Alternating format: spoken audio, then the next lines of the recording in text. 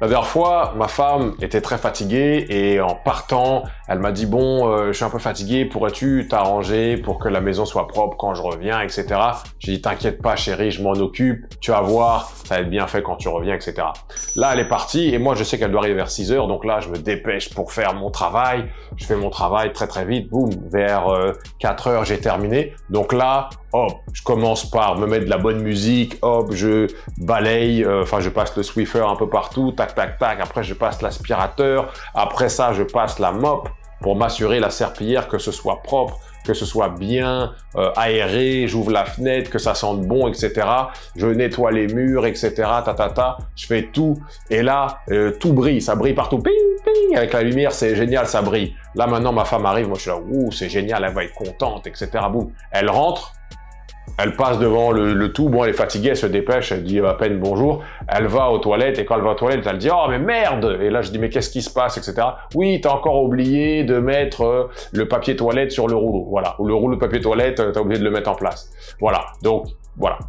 Eh bien, ce n'est pas une histoire vraie, mais par contre, ça reflète un petit peu ce que ça peut être la relation avec la plupart des clients. La plupart des clients ont ce niveau d'exigence. Ils vont vous demander, peux-tu nettoyer le salon? Tu vas nettoyer le salon, la cave, la salle à manger pour leur faire plaisir. Tu leur remets et s'il manque un petit cheveu quelque part ou si tu as oublié de fermer la porte à clé, enfin une petite niaiserie, eh bien le client, lui, il va être énervé la plupart du temps. Pas tous, mais la plupart du temps, et ça se comprend pourquoi, ils vont avoir du stress, ils ont des choses à faire. Des fois, ils ne comprennent pas, là c'est très simple, hein, nettoyer une maison, mais des fois, ils ne comprennent pas votre service, votre projet, ce que vous faites pour eux, etc. Ils ne comprennent pas comment ça se passe en arrière. Tout ce qu'ils voient, c'est que, oh mon Dieu, il y a un petit bug, qu'est-ce qui se passe? Et là, ils sont prêts à vous tuer. Alors que si vous allez sur Google, Facebook, Amazon, je peux en trouver 50 millions des bugs en ce moment, juste en surfant un petit peu sur le site. Donc, voilà le niveau d'exigence auquel nous faisons face en tant que fournisseurs de services. Nous sommes tous fournisseurs de services. Que vous soyez un employé, un chef d'entreprise, vous faites quelque chose pour quelqu'un d'autre. Donc, voici les 2-3 choses que je peux partager avec vous de mon expérience. Si vous avez d'autres astuces, choses, s'il vous plaît, partagez avec nous. Ça va me faire très plaisir de lire et d'apprendre grâce à vous. Donc, numéro 1, essayez le plus possible d'éviter les clients qui vous considèrent comme une commodité. Les clients qui pensent que vous êtes juste une sorte de clou interchangeable avec un autre clou. Donc, si vous voyez lors de votre relation qu'on vous traite un peu comme ça, tout de suite, finissez le projet sans la moindre embûche si vous pouvez, et après ne travaillez plus jamais avec ces gens puisqu'ils vous prennent un peu pour, je n'ai pas envie de dire le mot, mais un peu pour un esclave. Voilà. Donc ça nous est déjà arrivé dans le passé où on a eu un client qui n'était pas le client direct, c'était une sorte d'entre-deux, un intermédiaire. Et lui, le pauvre, il ne connaissait pas trop le web et donc il a vendu quelque chose qu'il ne connaissait pas à un client super exigeant qui le faisait travailler jour, nuit, droite, gauche, heure, etc. sans les payer nécessairement plus. Et donc ces gens-là ont essayé après de nous faire absorber tout ce travail supplémentaire et tout ce stress et tout, aller se coucher à 3 heures du matin, etc. On a terminé le projet, tant bien que mal, voilà, et puis on ne travaillera plus jamais avec ces gens, c'est quasiment sûr, puisque ce sont des gens qui nous ont vus comme une communauté malgré eux, mais voilà, donc essayez plus d'être avec des clients qui sont dans une relation, comment est-ce qu'on peut vous aider, comment est-ce que vous pouvez nous aider, comment est-ce qu'on peut grandir ensemble, etc. Dans la mesure du possible, évidemment, c'est pas toujours possible.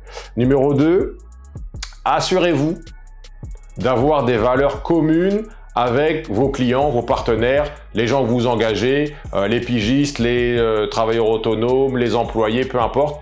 Assurez-vous que vos valeurs, les valeurs que vous défendez, soient respectées. Par exemple, chez DMS, nous, on a des valeurs, par exemple, la fiabilité, c'est important pour nous. Donc, lorsque on va avoir des gens qui ne viennent pas à l'heure au rendez-vous, qui arrivent en retard, qui ne s'excusent pas, etc., ou qui ne font pas les choses en temps et en heure, on regarde, souvent on ne dit rien, mais on va peut-être plus travailler avec ces gens-là, puisqu'ils ne partagent pas cette valeur de fiabilité. Chez DMS, on essaye de traiter les autres comme on aimerait être traités nous-mêmes. Donc lorsqu'on voit que nous ne sommes pas bien traités, au début on ne dit pas grand-chose, après on regarde, on observe, lorsque la situation est terminée, on s'en va.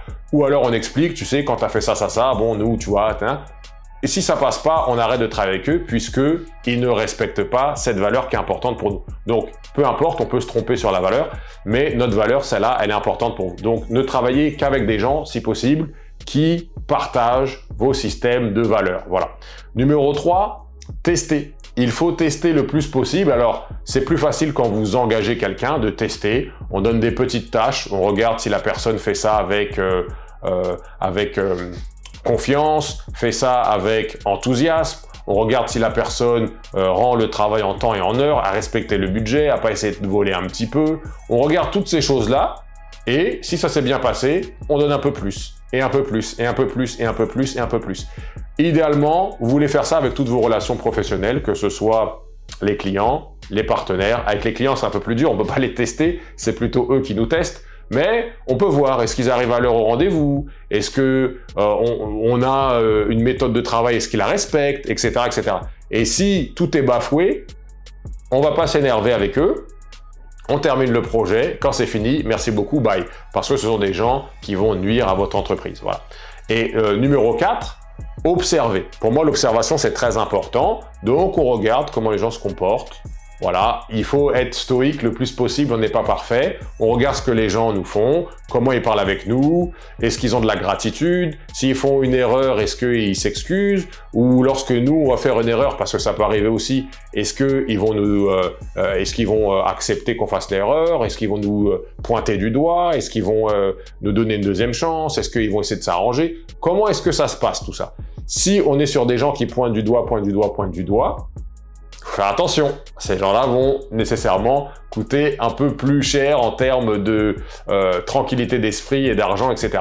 Donc voilà, c'est un petit peu ce qu'on a appris, on peut se tromper, on est toujours en mode apprentissage. Donc si vous êtes d'accord ou pas d'accord, vous avez une autre idée, laissez un petit commentaire, ça va me faire plaisir de vous lire et d'apprendre grâce à vous. Merci beaucoup et à bientôt. Merci d'avoir regardé cette vidéo. Si vous avez un commentaire par rapport à ce sujet, vous pouvez écrire ci-dessous et je me ferai un plaisir d'échanger avec vous. Si jamais vous voulez parler d'un projet ou d'une question un peu plus avancée, vous pouvez m'envoyer un DM, un petit message personnalisé directement dans ma boîte. Je me ferai un plaisir de vous répondre sous 24 heures. Sinon, vous pouvez aller sur digitalmarketsolutions.com pour avoir plus d'informations sur le marketing numérique et la vente.